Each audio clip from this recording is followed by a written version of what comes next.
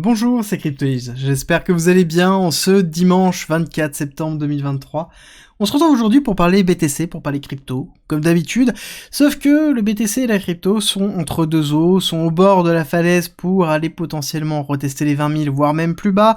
Le bull run est encore relativement loin, et on se pose souvent la question de comment on gère ce type de situations, qui sont compliquées émotionnellement à gérer, comment on gère son portefeuille, comment on gère son exposition, globalement comment on gère son risque, et ça va être le sujet de cette vidéo, et ça commence tout de suite.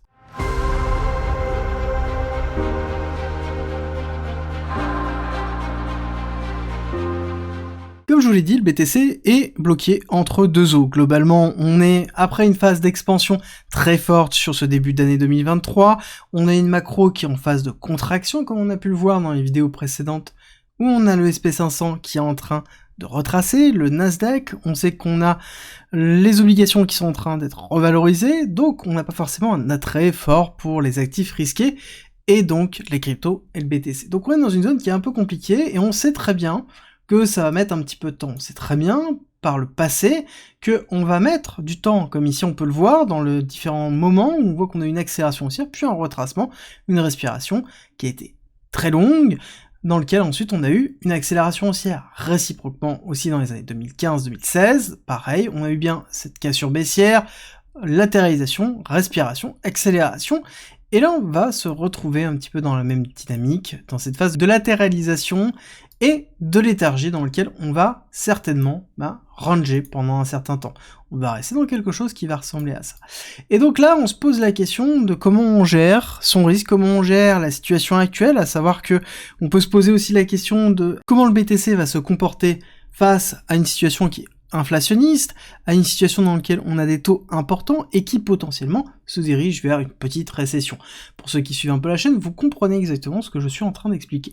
Donc là, on est en train de se définir, est-ce que oui ou non, ici, cette zone-là, est réellement une zone de ranging classique, ou est-ce qu'on va être dans une dynamique à dire est-ce qu'on va chercher un plus bas avant de reconstruire, est-ce qu'on va chasser les lots, ou est-ce qu'on va simplement rebondir dans les 20 000 pour repartir à la hausse? C'est la question qu'on va se poser aujourd'hui, c'est aussi la question de la gestion du risque. C'est pas tant qu'est-ce que le BTC va faire qui est important, c'est comment on va réagir à chacune des situations, et vous allez voir que c'est important. Déjà, il faut comprendre, le premier truc, c'est l'exposition. Comprendre qu'est-ce que la notion d'exposition, et comment vous êtes exposé.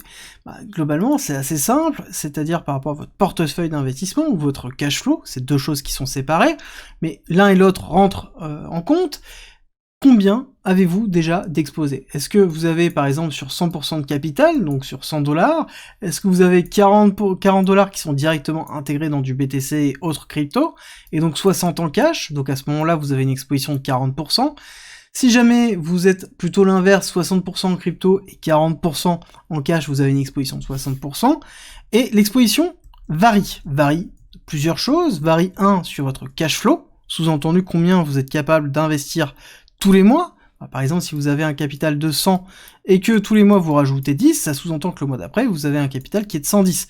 D'accord? Donc votre exposition va varier. Si là on était dans une exposition de 40%, donc sous-entendu 40 $ qui était ici positionné en crypto, ça sous-entend que là ce sera plus 40% parce que ce sera 40 $ sur 110 $. Et donc votre exposition diminuera. Donc c'est quelque chose qui fluctue, et qui fluctue en plus par rapport au cours des cryptos. D'accord? Comprenez bien que là, si maintenant vous êtes à 40%, quand le BTC sera dans les alentours des 15 000 $, si un jour il arrive à 15 000 $ encore une fois, à ce moment-là, votre exposition sera différente, parce que vous, votre cash, 1 $ restera 1 $, donc ça ne bougera pas, votre cash restera comme ça, et à côté, votre part du BTC fera ça. D'accord? Donc ça sous-entend que la propension du dollar augmentera par rapport à celle de la crypto, et donc forcément, votre exposition diminuera.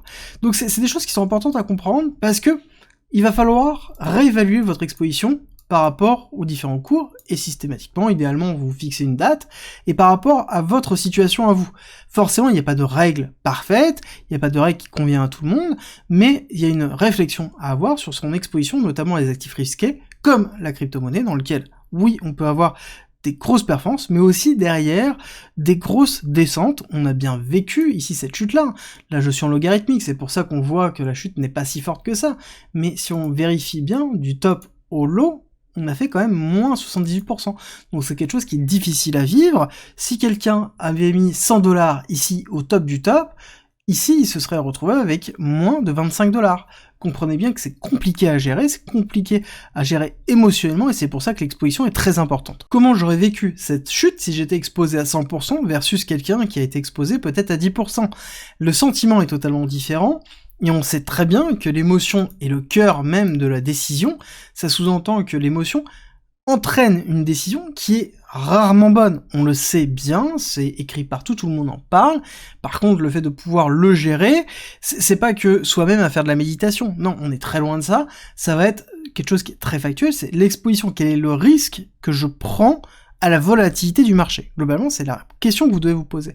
À partir de quel pourcent vous êtes capable d'assimiler une chute, et à partir de quel pourcent vous êtes capable d'assimiler, parce qu'on parle de la baisse, mais aussi à la hausse, la sensation de FOMO.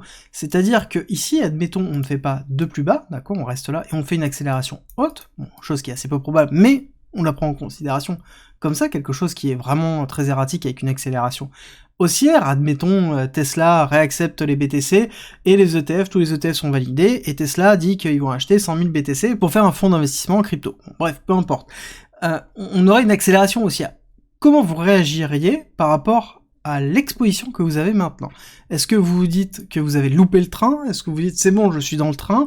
Ou est-ce que vous vous dites bon bah c'est bon, je suis à 100% dedans? Pareil, réciproquement, si jamais ici on a une nouvelle qui est catastrophique, par exemple Binance qui s'écroule et le BTC qui est interdit aux États-Unis, comment vous gérez le fait de retrouver un BTC potentiellement à 10 000 ou à 5 000? Comment vous réagissez? Est-ce que c'est quelque chose qui va être compliqué à gérer? Est-ce que c'est quelque chose qui va être acceptable? La notion de se dire j'ai mis l'argent, je suis prêt à le perdre, enfin, il faut pas aller dans cette dynamique-là. Oui, l'argent qu'on place dans ce type d'investissement qui sont risqués, on sait qu'on a risque de le perdre, mais on doit pas se dire je l'ai investi et je considère qu'il est perdu. Non, on n'est pas du tout dans cette démarche-là. On se dit ok, mais comment je gère l'émotion que ça va me procurer? Que j'ai 5 000 $, 10 000, 100 000, 1 million, globalement, ça va dépendre du pourcentage que ça représente par rapport à mon capital, à moi en général et à ma situation financière. Et c'est pour ça que je vous dis que c'est propre à chacun, et la partie émotionnelle est propre à chacun. Personnellement, j'ai une règle qui est dans les alentours des 60%. Je sais que quand je suis dans une phase de latéralisation, donc qui est une phase comme ça, qui est ce type de zone dans lequel on va avoir une oscillation, là-dessus, je vais essayer continuellement de rester à 60-65% maximum d'exposition, dans lequel je sais que je suis exposé, mais pas surexposé. Je sais que si on va chercher plus bas, j'aurai une capacité de réinvestissement qui sera relativement important. Je sais aussi que j'ai une capacité de cash flow qui est très important aussi. Je sais que j'ai une capacité à pouvoir rééquilibrer systématiquement les différentes cryptos qui font partie de mon portefeuille. Et donc c'est pour ça que j'ai cette règle-là, mais qui est une règle qui m'est propre, et qui est vraiment propre à mon fonctionnement. Et c'est là où la notion d'investissement versus trading est très importante. C'est deux choses qui sont séparées. Généralement, quand on fait de l'investissement, c'est plutôt du long terme, dans lequel on va faire des rééquilibrages qui sont moins fréquents, et quand on fait un peu des deux, on a tendance à faire des rééquilibrages qui sont plus fréquents, surtout dans des périodes d'incertitude comme celle-ci, où on peut avoir des cassures fortes, très rapide, dans lequel on va vouloir couper les pertes. Et c'est pour ça que il faut bien prendre en considération que l'exposition compte pour l'investissement, mais aussi pour le trading. Il faut séparer les deux comptes, avoir un compte qui va être, enfin un pool de capital qui va être dédié à l'investissement, et un pool de capital qui va être dédié au trading. Et justement, utiliser le pool de trading pour tout ce qui est spéculatif, et le pool d'investissement, le gérer sous une forme d'exposition plutôt classique, dans lequel on va faire de l'arbitrage, par exemple, toutes les semaines, tous les mois, tous les 2 mois, tous les 6 mois, en fonction du temps que vous avez accordé à, justement, la gestion de votre portefeuille. Et il faut vraiment séparer les deux, il faut pas faire un gros melting pot, parce que beaucoup le font, il faut avoir une allocation spéculative, trading, si jamais vous voulez faire du trading, et une allocation investissement long terme, avec une politique et une stratégie qui est différente. Ce sont des temporalités qui sont différentes, et une notion d'exposition qui sont différentes. Et pareil, dans votre gestion du risque, prenez bien en considération la temporalité.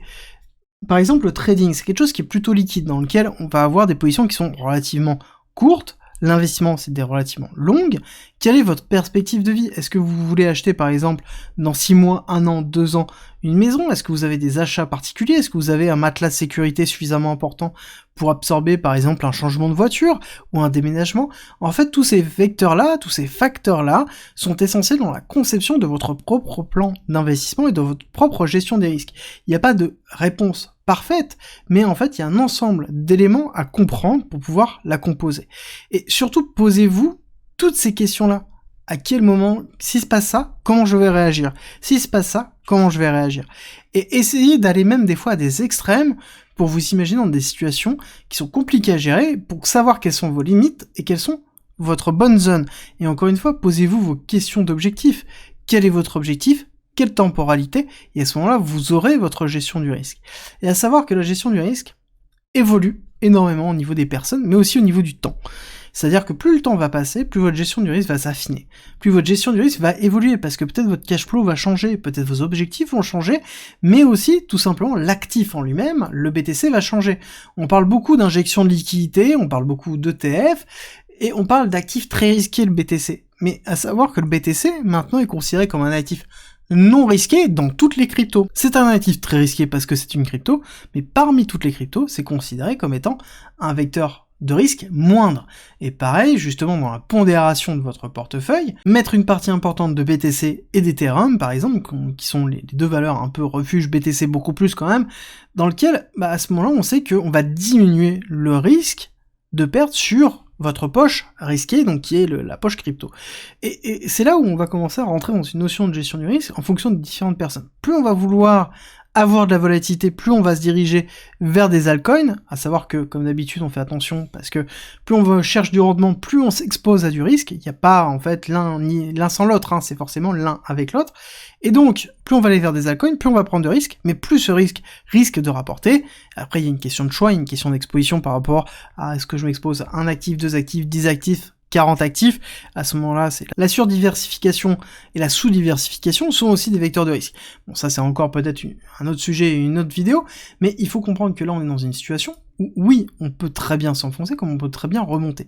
L'important, c'est de savoir comment vous allez gérer cette partie-là, comment vous allez gérer votre situation.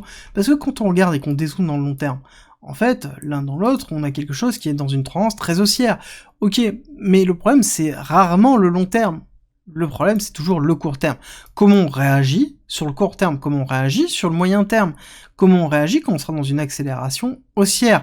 Pareil, on a parlé d'exposition à la baisse, mais c'est identique. Une exposition, ça se gère aussi à la hausse. Forcément, quand le cours va faire des grosses bougies vertes et qui va monter très vite, très fort comme ça, on va avoir le potentiel crypto qui va augmenter par rapport à votre cash, et donc à ce moment, vous allez avoir une exposition qui va monter, et donc là, il va falloir définir des règles. Quelles vont être vos règles pour la gestion de cette exposition en prise de profit? En fait, il y a toute une réflexion à avoir. Et ça, c'est une réflexion à avoir de votre côté, en posant des questions, et après, vous pouvez échanger avec les personnes. Je sais que le Discord, il y a eu de nombreuses discussions dessus, donc n'hésitez pas à nous rejoindre en commentaire et en description. Vous avez le Discord si vous voulez venir, où il y a une communauté qui est passionnée et justement qui travaille ces questions-là, où la notion d'exposition est essentielle, et vraiment importante dans votre investissement, et limite plus importante que votre capacité à gérer votre cash flow. C'est-à-dire que la capacité que vous avez à gérer votre risque va faire que vous allez réussir ou non sur le long terme. Avoir des objectifs, c'est une chose. Gérer son risque, c'est vraiment la base. Une très bonne gestion du risque permet de pouvoir avoir une stratégie qui va fonctionner sur le long terme, peu importe ce qui peut se passer au niveau du marché. Et ça, c'est important parce qu'on cherche toujours à deviner ce qui va se passer, à déterminer quelles sont les zones d'interaction. Est-ce que ici, on va justement retester sur une partie d'accélération haussière avant de rebaisser, qui est le biais que j'ai depuis un certain temps? Est-ce qu'on va faire ici un retest, rebaisser et puis repartir à la hausse? Limite, peu importe. L'important, c'est de savoir gérer chacune de ces situations, avoir un plan pour chacune de ces situations, et à chaque fois qu'on rentre en position, avoir conscience du risque qu'on prend, et que ça rentre dans notre politique de gestion du risque. Et c'est quand je dis une politique de gestion du risque, c'est vraiment une politique, c'est-à-dire que écrivez-la, mettez-la en forme, mettez-la dans un Word par exemple, pour définir vraiment les éléments qui vont caractériser votre exposition. Par exemple, ça va être, voilà, je veux 5 actifs, sur ces 5 actifs, ça doit représenter dans une phase de latéralisation 50% d'exposition maximum, ou même pourquoi pas 80% d'exposition maximum. Si jamais on est dans une accélération haussière, j'accepte d'arriver à 90% d'exposition pour ensuite diminuer au fur et à mesure, pour retourner dans un alentour de 20%, parce que forcément, quand on est dans une forme, hop, on diminue de latéralisation quand on est dans cette zone ici, bon bah à ce moment-là, on va avoir une exposition qui va être plus haute que ici, dans un top, d'accord? Dans un top, on n'oublie pas qu'on prend des profits, et on accumule dans la partie basse, d'accord? Ce qui est plutôt logique. Donc on va chercher à augmenter son exposition dans cette zone-là, et on va chercher à diminuer son exposition ici, d'accord? Ce qui est plutôt logique, hein, parce qu'on va prendre des profits ici, donc on va transférer la crypto en cash, donc on va faire des profits, et ensuite ici on va réinvestir les profits, et donc forcément on va augmenter son exposition en achetant des cryptos. Et donc définissez ces règles-là, inscrivez-les, notez-les, mettez-les sur votre bureau, ou même imprimez-les, pourquoi pas. C'est ce que je préconise notamment dans les stratégies de trading, quand on a une stratégie de trading, surtout au début, de l'écrire et de l'imprimer et de la mettre directement sur son bureau, ou limite au-dessus de son écran, histoire d'être sûr de l'avoir et de ne pas la lâcher, parce que c'est très important. La gestion du risque, c'est tout aussi important qu'une stratégie de trading pure et dure pour un trader. Il faut comprendre ça. Et je terminerai sur quelque chose, c'est que vous devez réévaluer régulièrement votre stratégie. Encore une fois, c'est comme vous, c'est comme les actifs, ça bouge, ça évolue. Donc à ce moment-là, pensez tous les 6 mois, 1 an, à vous poser la question, est-ce que cette stratégie convient toujours par rapport à qui je suis, à mon portefeuille, à ma situation, et à réajuster. Ne considérez pas que tout est définitif, à chaque fois vous réajustez et ça vous permet d'être structuré et derrière de continuer à évoluer en fonction du cours, en fonction de qui vous êtes et en fonction de ce qui vous entoure. J'espère que cette vidéo vous a plu, si c'est le cas n'oubliez pas de me laisser un like et un commentaire, ça me fait toujours très plaisir et on se retrouve demain matin, 7h, pour une quotidienne.